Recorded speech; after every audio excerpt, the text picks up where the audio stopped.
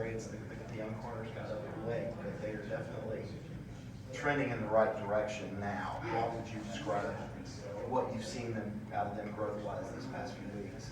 Tremendous steps. These guys are more detailed in their work, putting in even more extra time in the film room and the study sessions, asking more questions.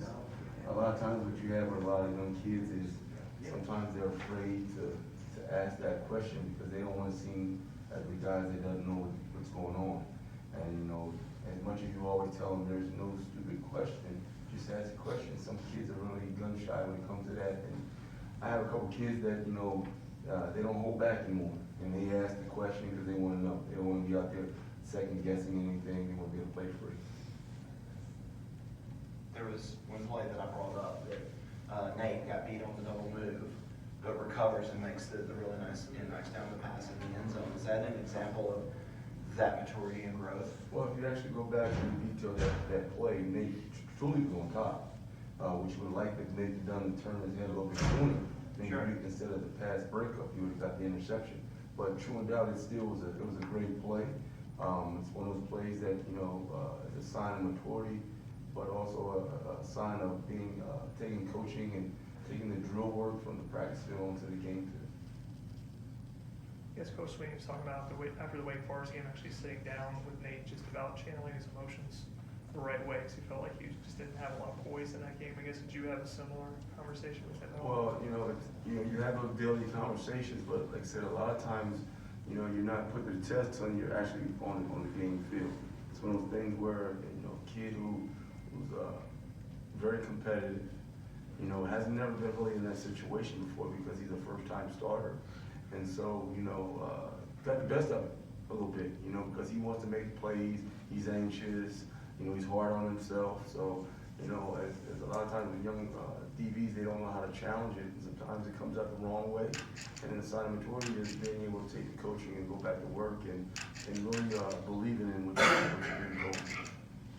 I think Coach Sweeney also said Toriano just wasn't probably quite ready for that game, but then he saw readiness that next week. I guess, what have you seen in terms of him just being tested now? Well, you know, a lot of times, like that, you know, in recruiting, you tell these young men that, you know, they're one play away from playing, and you know, I guess it's recruiting talk for a lot of these young men because there are a lot of people that, you know, give these kids that false prophecy that, hey, you gonna come in, you're gonna start from day one, and so a lot of times, you know, kids sit back and they count the guys that are in front of them, and you know, truly don't really understand that they're literally one play away from playing.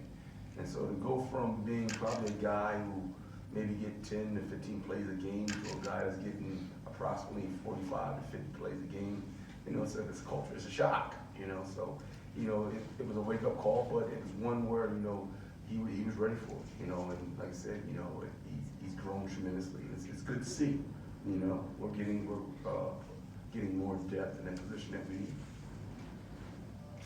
4 blocks now. Do we need to give you a read ball, or you have the old Beamer ball or whatever? But what do you give the credit to for this? I mean, it's incredible. One, the players, you know, because they're actually out there they're making plays. Let's just put it that way. They're making plays. Coach Eason has done a hell of a job of, you know, putting those guys in position, and you know, with the help of all the coaching staff, is putting that pressure on those guys. Hey, this is not a play to take off. You know, this is a true sign of what our defense is.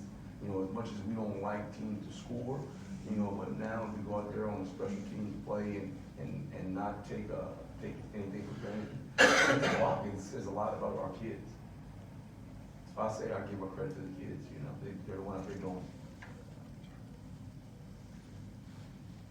Anybody from Zoom for Coach?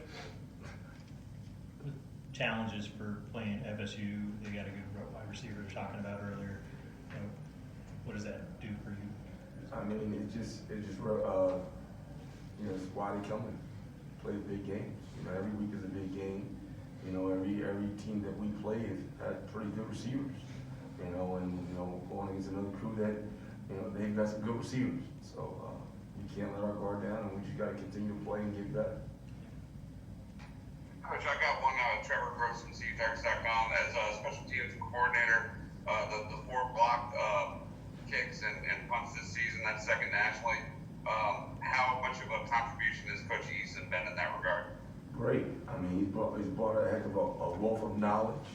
You know, he's coached a lot of ball. He's played a lot of ball. So when you can institute that type of person and his philosophy and his coaching and his demeanor, it does a lot for us. You know, he's made his presence in our room alone, and his staff and organization has quietly been felt. And Florida State the other night, they ran that trickery on the punt return with Pittman and Coach Wilson. How do you guard against that sort of thing when the expected punt returner is faking like he's going to catch it, and then the coverage doesn't have a clue where the ball is? Well, it's one of those things where you coach the punter's got to relay where he punts the ball, and guys have got to do their job, and then you got to play with some vision. You can't play blindly on a football field, because one, you'll get in trouble. Two, you'll get hurt. And so what you do is you tell guys, hey, read your keys and react, and always got to be ready for some type of trickery. I mean, that's the name of the game now. Everybody wants to trick somebody, So you got to be detailed, and read your keys and make plays. Anyone else for Coach? As far as Jaden Lucas, Coach Sweeney was saying thought he was coming, but maybe in practice was a little too casual at times. I mean, how have you seen him progress in terms of his attention to detail? He's another one of those young kids that have, like I said, high school is drastically different than playing at Clemson. A lot of things that you can do in high school that you can't do at Clemson. And one of those things that you can't do is you can't be on the practice field and be casual. Because, you're facing some of the top guys in the country that will expose you. And so that was one of his things is the practice tempo was a little different. And, where in high school you could take a couple plays off. You can't do that. One play off in practice can mean a touchdown. So it's just those type of things that kids, routinely have to, experience, and then like I said, for him, he's in a position that, we're usually guys left and right, so you got to be ready.